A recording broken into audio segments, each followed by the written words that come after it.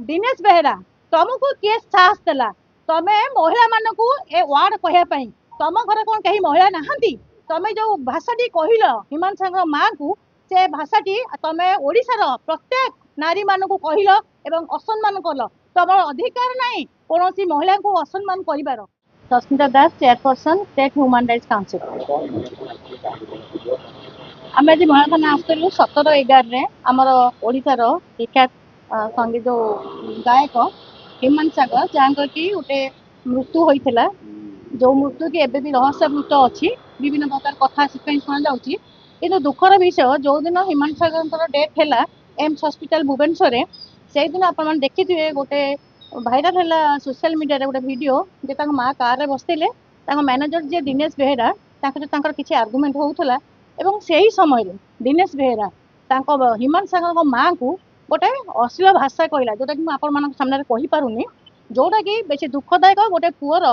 Dead body उठिनी hospital जार कि जार लुण माने तार मालिक था लुण खाऊला से मैनेजर जी बहुत अभियोग अच्छी माने अर्थ हेरफेर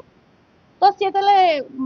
माटी पुओ जो पुओ स्वामी मरी जाता आउ गोटे पुओ जी कि डेड बॉडी तार उठिनी से समय जी मैनेजर दिनेश बेहेरा ताकू जो अपशब्द कहले अश्लील भाषा गाड़ी कले जोटा कि आम मैंने निंदा करुचु एवं दिनेश बेहेरा तुमको किए साहस देला तमे महिला मानकू ए वार्ड कहया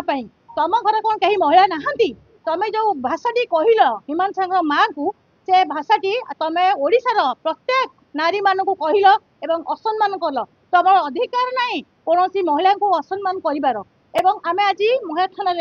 विरुद्ध में देचु से जो असम्मान कर जो भाषाटी कहते अश्लील भाषा माँ कहते से विरुद्ध में दृढ़ आईनगत कार्यानुष्ठान तुरंत ग्रहण कर।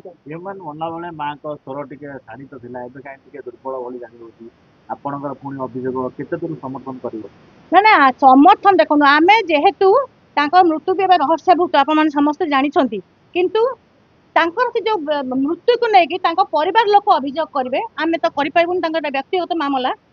माँ को आपण माध्यम अनुरोध करुच्ची माँ आसी जो पुअर जो मृत्यु होती मन सन्देह अच्छी से विभिन्न कथा सोशल मीडिया भाई मान आगे कही तो से विषय सी गोटे थानार द्वारस्थ हूँ आईन द्वारस्थ हूँ एवं पुओ को केपरी मृत्यु जो होती माने जो कहते अचानक जोटा कि माने विश्वासयोग्य नुह से मृत्यु अकाल मृत्यु जो कहती जो मैंने दायी विरुद्ध गोटे रिपोर्ट बा एफआईआर दियो।